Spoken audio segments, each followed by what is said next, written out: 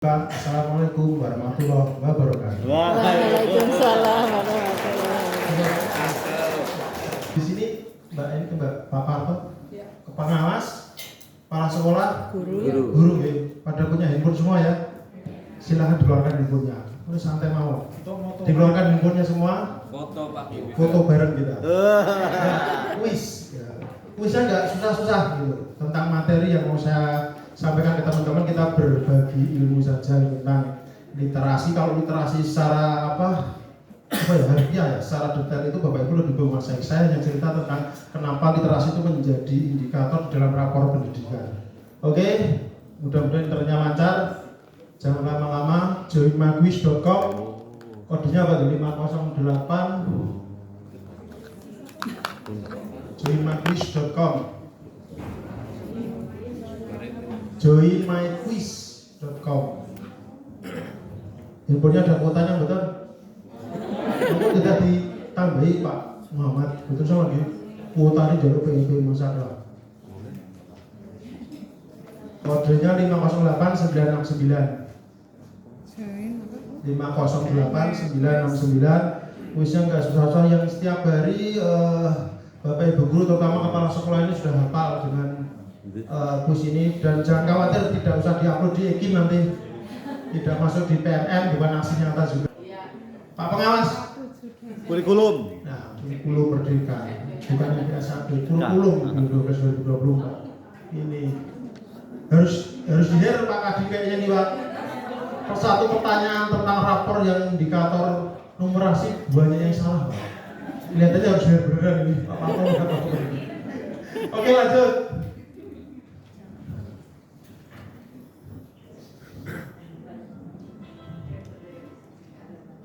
Angka literasi numerasi rendah, maka berarti ini deskripsi kegiatan yang bukan merupakan cara benahi untuk mendengarkan sorinium satuan pendidikan Anda.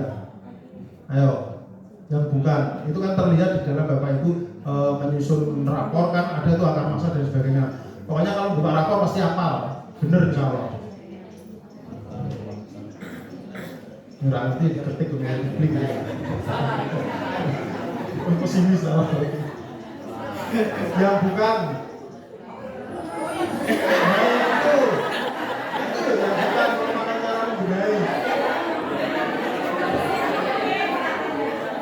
Nah, berarti kan kelihatan kan dari sini saja literasinya baca itu salah.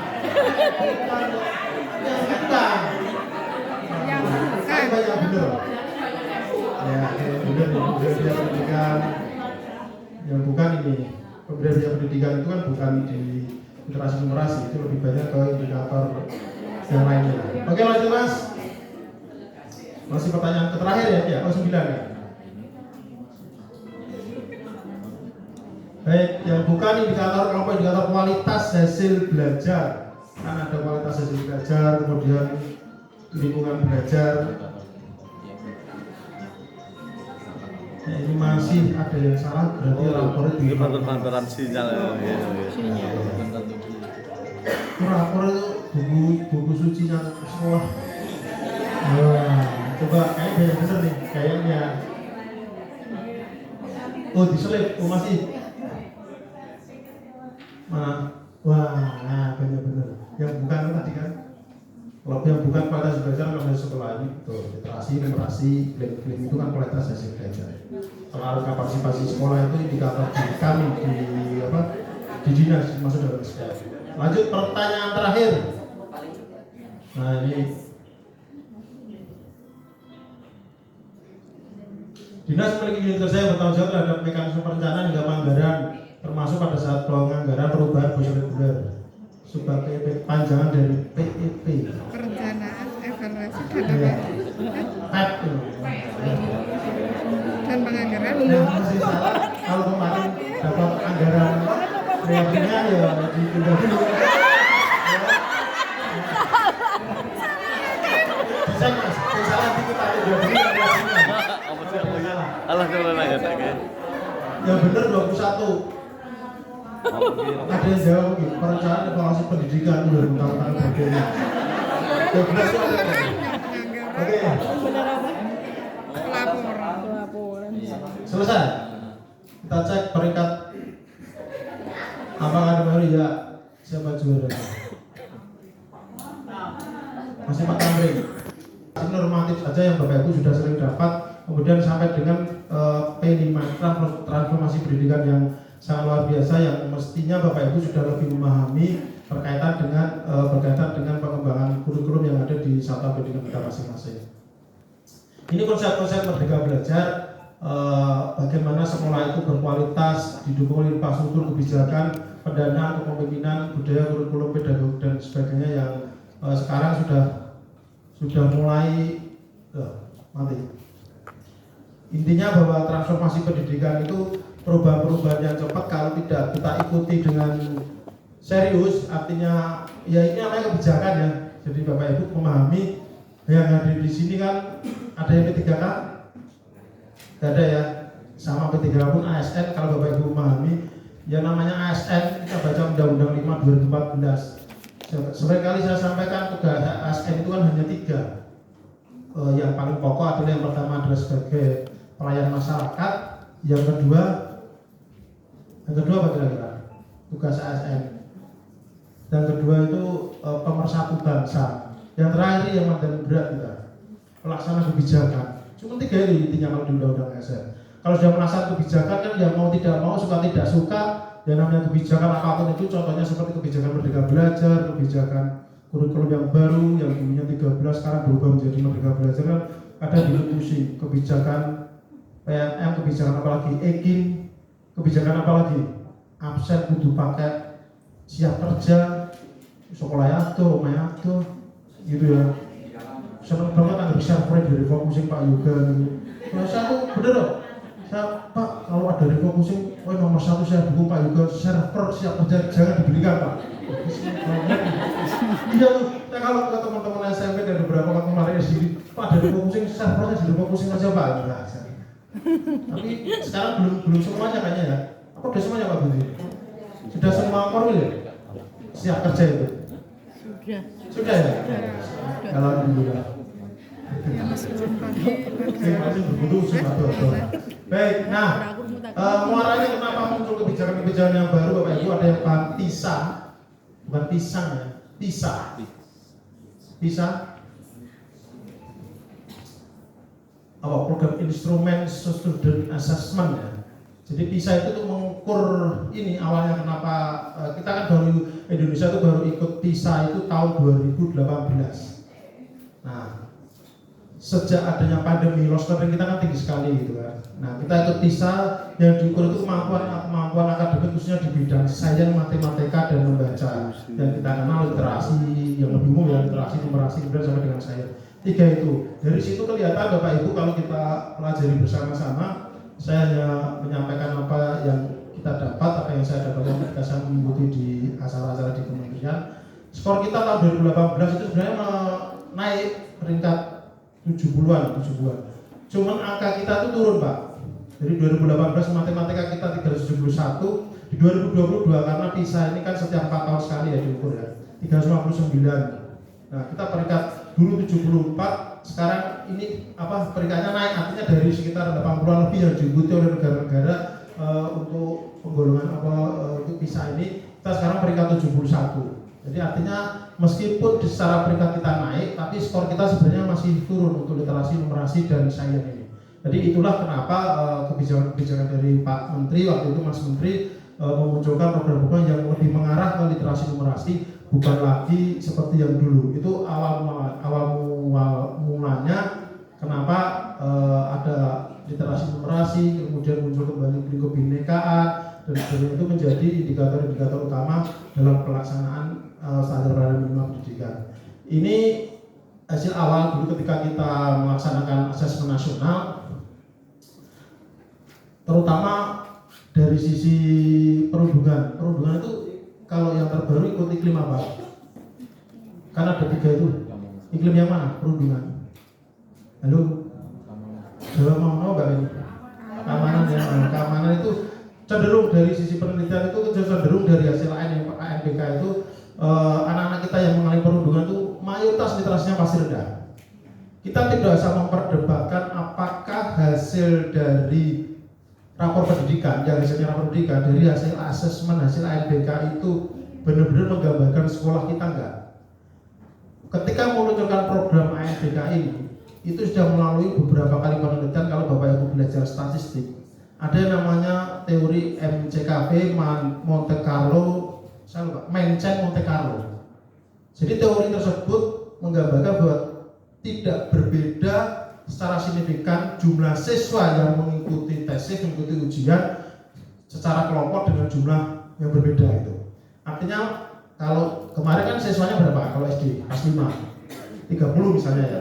30 ya, setiap bulan. SD berapa? Yang ANBK 30 kan?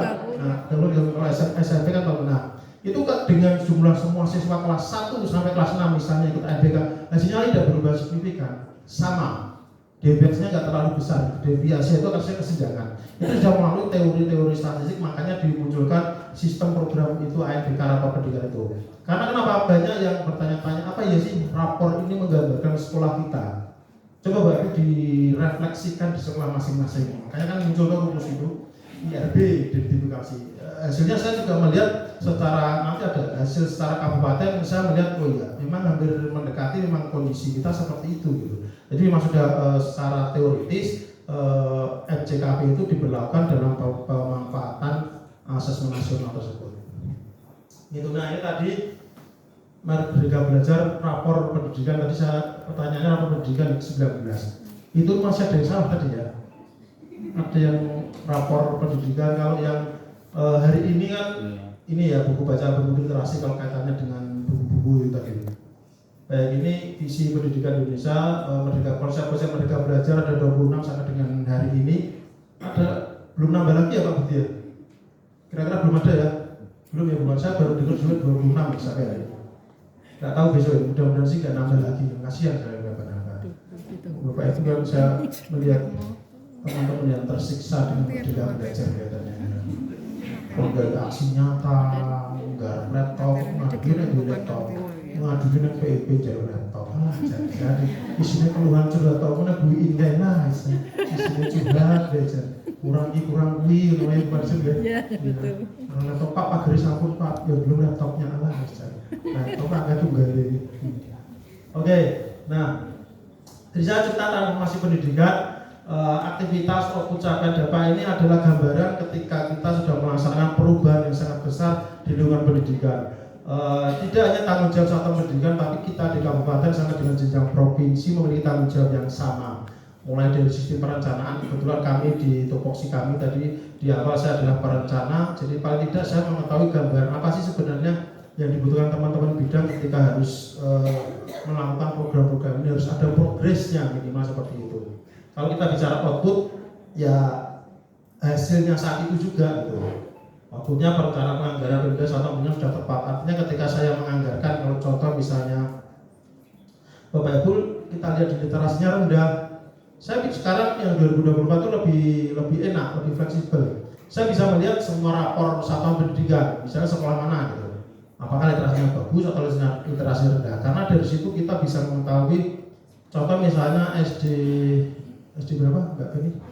SD 3 Medayu. SD 3 Medayu saya buka literasinya merah, tapi kok minta rehab kelas gitu. Kira-kira nyambung betul? Itu betul nyambung kan? Ya mendingan kegiatan lain lah yang mendukung literasi misalnya. Atau rehab perpus lah, oke lah, rehab perpus rehab ya bukan bangun ya. Ingat.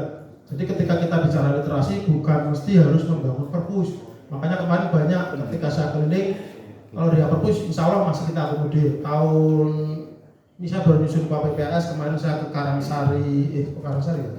Mana tuh pejawaran mana Pak Muhammad? Dharma yang saya, yang perpusnya kayak ini ya, sampingnya ya, Dharma yang saya 2, yaitu rehab oke lah. Insya Allah Bismillah Pak akomodir di 2025 karena untuk mendukung literasi rehab ya. Tapi kalau yang bangun perpus ya ngapunten gitu kan. Jadi literasi itu tidak harus membangun, tapi lebih banyak secara definisinya kan tidak harus membangun, tapi bisa juga jadi apa? Pojok baca atau dan sebagainya, itu Bapak Ibu lebih ini. Nah itu dari sisi output kelihatan langsung. Nah kalau dari sisi capaian terjadinya transformasi pendidikan. Jadi ketika kita sudah program-program yang sudah ada, capaiannya itu kalau bahasa di ilmu perencanaan itu outcome yang akan datang, lebih kepada setelah ini apa gitu, setelah ini apa yang kita sampaikan. Misalnya literasi tadi ya perpusnya sudah oke nih, sudah outputnya sudah jadi perpusnya karena untuk mendukung literasi. Harapan kita apa dengan outcome-nya itu apa ketika perpusnya sudah jadi? Apakah anak-anak itu lebih aktif ke perpustakaan atau malah perpustakaannya disimpan barang-barang kayak gudang gitu kan, atau isinya kasur, istirahat bapak ibu guru kan begitu. Sing guyu kroso berarti. Kalau saya disambat itu insya Allah saya langsung datang ke Pak Muhammad ya, kita nanam apa aja nih, jangan-jangan ternyata perpusnya gudang, datang ke kasur, boleh saja gitu, daripada nggak dimanfaatkan kan. Yang penting resik gitu ya. Ini apalagi bapak udah betul. Bapak Teguh itu kalau kebersihan itu nomor 1 loh, hati-hati yang saya kalau seperti itu. Kadang kami juga nggak bisa memutuskan sendiri, pasti kami konsultasi, kami des dengan bapak, Pak ini sekolah ini minta ini Pak, kondisinya seperti ini.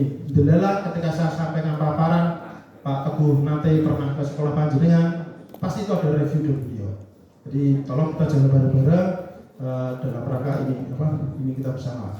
Nah kalau dampak sudah lebih luas lagi ya Pak Ibu. Dampak itu sudah lebih luas, peningkatan untuk pendidikan ya sudah skalanya sudah seluruh kabupaten ya, seluruh Banjarnegara gitu ya. Peningkatan untuk pendidikan murid dengan karakter profil pelajaran Pancasila atau P5. Jadi kegiatan-kegiatan yang di sekolah itu muara kami di lebih ke dampak. Kalau outputan di panjenengan semua nih, kalau literasinya kami lebih banyak kecapean dan dampak. Jadi sebenarnya rapor pendidikan, literasi, numerasi dan sebagainya yang ada di rapor Bapak Ibu itu adalah akumulasinya masuk ke kami. Jadi kabupaten itu literasinya seperti apa? Kami hanya mengakumulasi dari satuan pendidikan SD dan SMP. Nanti ada datanya. Oke, kita lanjut. Nah, ini sebenarnya transformasi pendidikan itu bukan sesuatu yang baru, sudah lama. Hanya kebanyakan kelihatannya kalau menurut kementerian kita kebanyakan tertidur atau seperti apa. Merdeka Belajar itu kan sampai dengan sekolah yang kita cita-citakan itu seperti apa gitu. Pembelajaran yang berpusat pada murid itu sebenarnya kan nuzulnya ketika Bapak Ibu sudah niat menjadi Bapak Ibu guru kan, gitu gitu. Yang katanya kalau yang guru penggerak banyak, ada yang guru penggerak? Gak ada guru penggerak di sini. Ada lah, ini ada ngacung lebih berat loh, ngacung dong. Tak ditakoni. Saya ini banyak bener nggak tahu masalahnya. Ngacung lebih begitu ya. Apa mungkin dalam masa saya bilang yang tunjuk jari ngacung nanti saya belikan laptop. Masa saya gitu ya aku ya orang bandari cara kayak gini. Sini kok jalur dia jalur apa? Ribut lah dan dia repot gitu. Guru penggerak itu kan coba menghamba yang apa tuh? Menghamba kepada murid. Iya toh? Ini serius gitu, lagunya saya bukan guru bergerak, tapi saya ikut ngapalke loh. Saya baca, tergerak, bergerak, menggemaskan. Menggerakkan ya? Tergerak, bergerak, menggerakkan, menggemaskan. Menggerakkan ya? Yunan, itu jadi Pak Yunan menggemaskan. Benurak serius tegang-tegang. Kalau ini kan, ya, jadi saya pun belajar guru penggerak itu sebenarnya kan ilmu yang Bapak Ibu pelajari sewaktu sekolah zaman dulu kan. Kita kan luas learning kita kan luar biasa. Apalagi dengan adanya handphone, gadget anak kita kan. Jadi memang PR berat kita ketika kita sudah berubah ya, dunianya sudah berubah ya, kita kembali.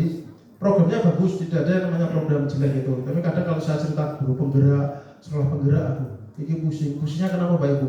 Bapak Ibu sekedar tahu program guru penggerak itu kan mulai angkatan 35 ya? 5, 6, 7, 8, 5, 7, 9 lah terakhir kemarin kan, ini 10 masih 11 itu masih dibiayai oleh BBGB semua itu. Bapak Ibu tahu satu orang guru penggerak itu biayanya berapa Pak? Ya 17 sampai 20 juta ya. Satu orang guru penggerak itu biaya pemerintah pusat gitu kan. Nah kemarin kami rapat dengan Pak Kadin di Solo, mulai angkatan nggak tahu ini, tapi belum dirilis lagi. Angkatan 12 atau angkatan 13 itu guru penggerak diserahkan ke daerah. Ayo mendem ya. Enak banget ini pemerintah pusat ya mempunyai program-program ini guru penggerak diserahkan ke daerah. Saya ngitung berarti naik 20 juta. 20 juta itu iya hasilnya cek apa ora hasilnya gitu kan. Mendingan gue tuku laptop ya. Di sekolah dong. Mendingan gue bangun sekolah jadi kan? Wah iya, setuju ya. 20 juta. Kami konsultasi di BPP. Satu kelas minimal 20 Pak. Loh, satu kelas minimal 20. 400 juta jajan. Ini satu kelas, belum satu angkatan. Satu angkatan berapa orang lagi itu kan? Sebenarnya sih nggak mahal kalau kan itu PNBP, pendapatan negara bukan pajak dari BPKB. Jadi kita bayar ke sana sekitar 7 juta. Yang mahal itu pelaksanaan karya, terus honor untuk beliau fasilitator. Fasilitator Bu. Fasilitator larang banget loh. Makanya yang sekali angkatan varione ganti biaya.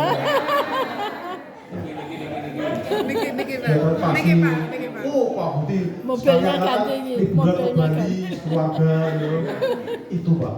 Jadi ya memang pemerintah pusat ditipati kalau Kabupaten Banjarnegara. Kita kan sewu ya, tetap bangga. Heran saya masih ya.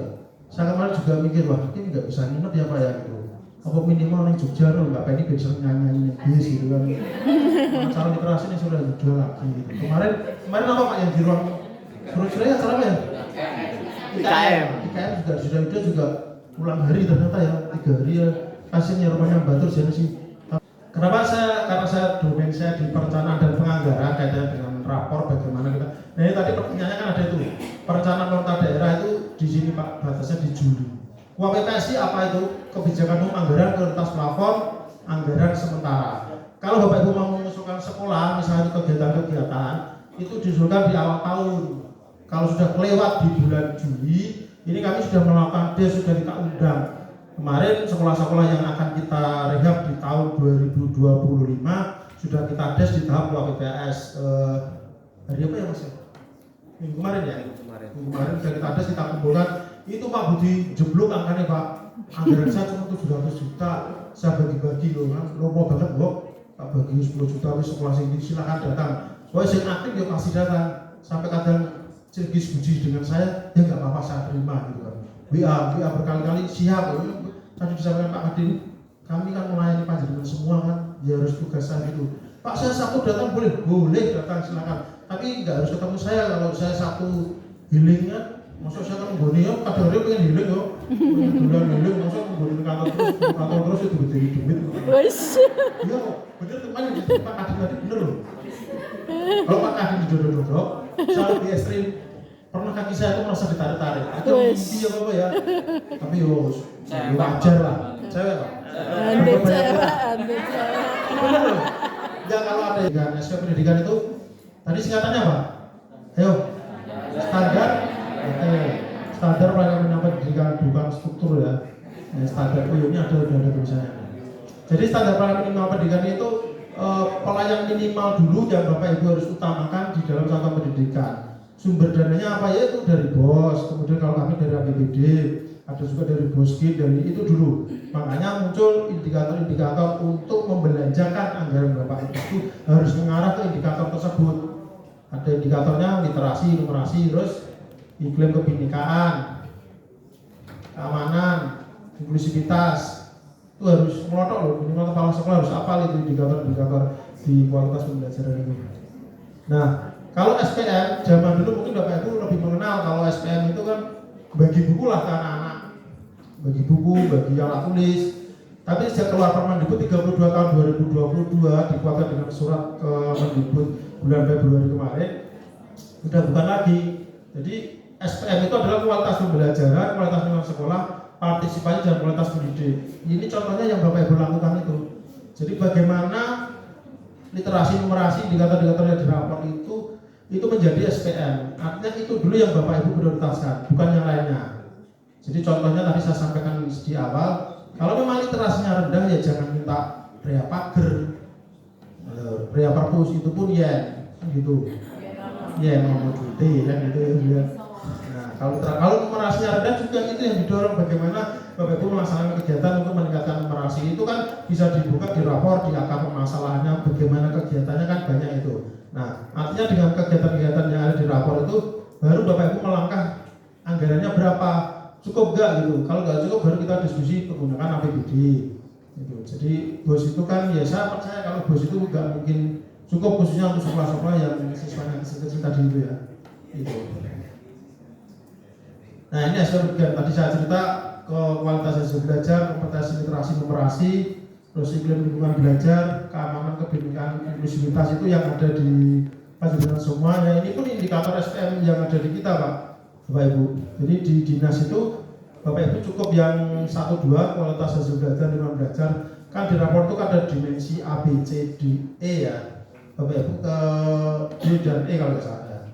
Nah kalau kami sampai dengan di angka partisipasi sekolah, jadi APS atau lebih dikenal angka partisipasi sekolah itu menjadi ukuran apakah SPM itu sudah dilaksanakan di kabupaten, di jenjang sekolah SD maupun SMP. Jadi ada angka SPM APS untuk usia SD kelas SD itu kelas 7 sampai kelas 6, kelas 7 sampai kelas 6 ya, kelas 6 atau kelas 7 sampai kelas 6 sih, kelas 1 sampai usia 7 sampai 12, baru nanti SPM lagi, APS lagi usia 13 sampai 15. Itu ada angkanya dan itu bisa dihitung angka partisipasi sekolah.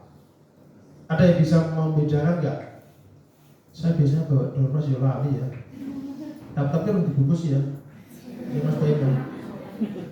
Kita ada namanya APK, angka partisipasi kasar. Pernah dengar? Pernah ya? Barusan ya? Ada APK.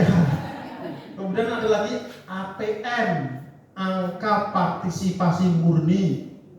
Pernah dengar? Pernah ya? Ada lagi APS, angka partisipasi sekolah. Mumet Bob? Saya coba masuk pendidikan dulu mumet kok.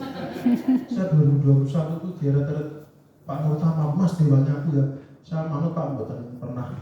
Insya Allah pernah nyuruh inilah jabatan atau inilah. Ini kok jadi beneran? Enggak, kita menyelesaikan masalah dengan mumet ini. Ternyata masalahnya luar biasa. Tapi ya senang alhamdulillah. Saya bisa jalan-jalan ke Jawa Barat, asal-asal ya Pak ya. Mau ke Grogol, Semanggung, tapi ini orang kesal tekan-tekan sih dibanding Semanggung. Oh juga cuma muter gitu toh. Jadi apa saya? Wanesa sampai Ngorok ya, jadi Bawang saya sampai ke Bawang 4. Terus malah lagi Kali Bening, Kertosari saya sudah ke Kalisat 4. Ada yang Kalisat 4 nggak ini? Nggak ada ya, Kalisat 4 12 kan? Tapi kan ada anak SD yang usianya 6 tahun kan? Nah itu dikeluarkan. Jadi di sistem Damodik itu kalau saya tanya teman yang biasa operasi di sistem itu, saya minta data APM-nya Mas, ketahuan. Jadi yang usia 6 tahun, meskipun seperti anak saya di sekolah luar kota, tapi kan KTP kakaknya di Banjar gitu. Jadi itu masuk di dalam APM, angka partisipasi murni. Kalau APS lebih rigid lagi, angka partisipasi sekolah. Kalau APS 7 sampai 12, ya berarti benar-benar yang usia 7 sampai 12 di sekolah. Nah itu kami dapatkan dari data-data yang ada di Dapodik. Dapodik dari mana? Ya dari sekolah Bapak Ibu. Makanya yang saya kalau ngisi data, teman-teman kepala Dapodik disampaikan, ditulis, diisi data-data yang real benar gitu. Jadi kalau memang usianya segitu nanti akan kita tarik data keluar angka APS kita berapa itu. Kalau yang out ya out ya. Nah ini SPM, ini cara-cara SPM lah, penerapan SPM itu seperti apa. Sama Bapak Ibu ketika kita buka rapor, SPM itu bagian dari data kami melaksanakan PBD. Kalau Bapak Ibu sering mendengar perencanaan berbasis data, kalau Ibu kan, Bapak Ibu kan PBD datanya dari apa? Melaksanakan PBD. Datanya dari mana? Perencanaan berbasis data, rapor pendidikan kan, dari rapor pendidikan M1 nanti digunakan untuk menyusun rencana kerja tahunan. Atau kemarin kami menyusun RKAS, terus RKJM juga. Ya baru kemarin kami dengan teman-teman pengawas SMP, terus SD tapi nggak jadi hadir karena sibuk ya. Pak Budi juga lagi sibuk di WPP. Sudah kita review Pak, kemarin teman-teman ya. Alhamdulillah ya Pak. Ya sudah beberapa sudah oke. Ya. Malah ada yang 5 bulan mau pensiun, terkaget-kaget beliau kelampok Pak. SD Kaliminasu 3 itu 5 bulan mau pensiun, kaget. Jadi kan ya memang itu kegiatan di kami di WPP. Saya cuma pengen tahu proses RKJ itu kan dulu pernah ya beberapa yang kita kumpulkan di Surabaya kan. Saya pengen tidak lanjut seperti apa. Saya sudah datang diundang ke Bawang juga ya biar RKJ itu terus ke beberapa korwil juga. Nah hasilnya sudah dikumpulkan. Saya minta teman-teman korwil dikirim 3. Dari 3 itu kita review bareng-bareng. Ada yang bingung loh ini sudah dikirim yang menurut formil si A, ternyata setelah direview bareng hasilnya si B. Nah si B yang kita undang untuk presentasi itu loh pada bingung, langsung telepon langsung, saya disuruh ngapain, begitu datang juga saya dari sisa, ya jadinya salah ngopo. Orang apa, jadi presentasi cerita kondisi sekolah berdasarkan dokumen yang dikasih jenengan, kami ingin tahu gitu kan. Jadi silahkan ceritakan apa aja. Dan banyak, dan alhamdulillah respon Bapak Ibu Kepala Sekolah yang presentasi juga terima kasih Pak Korwil Bu Korwil sudah itu berpartisipasi apa. Artinya mereka ada yang puluhan tahun jadi kepala sekolah belum pernah seperti itu Pak. Padahal itu proses-proses yang ideal yang wajar lah. Dia orang sing kayak sidang tesis S2 begini teman gitu loh. Rumusnya kami sudah ada semua ya, tapi kemarin Manesa Andinsari ya Pak itu ya, terus ya ada juga yang Sigalo baru satu kemarin itu ya. Nah itu sudah, terus kami tidak lanjuti lagi Bapak Ibu ya, RKJM Bapak sudah wanti-wanti Mas ini RKJM tidak lanjutnya seperti apa. Kalau Pak Teguh pasti gitu Pak Bu, dengan kegiatan itu harus ada tidak lanjutnya seperti apa, laporan ke beliau harus rutin, harus kita jelaskan ke beliau itu. Saya Pak, nanti insya Allah yang teman-teman yang kita minta presentasi di dinas harus sudah keroyo-royo, ada yang sampai saya tak mengundurkan sampai biasa Pak, kalau bilang Pak juga apa saya tak mengundurkan diri jadi kepala sekolah saya ya Pak. Presentasi loh kan, terus ada yang WA ke saya siapa PowerPoint-nya, Pak seperti ini bagus nggak Pak PowerPoint-nya? Saya jempol juga itu, karena saya belum buka, kita ganti seperti ini Pak ya, kita jempol itu. Terus ini ada fotonya nggak Pak? Ya boleh, ada fotonya dengan Pak Syafi, ya silahkan lah. Yuk presentasi gini aja wales sederhana, besar Bapak Matur. Ya kalau masalah Mas sudah di Pak, insya Allah akan kita ajak ke BPAP Pak, ke Semarang Pak, untuk ya belajar bareng-bareng lah. Karena saya yakin tidak semua 60 itu pernah ke BPAP. Nah, pengas-pengas sudah biasa nih, tapi kepala sekolah kan belum semuanya pernah ke BPAP. Bu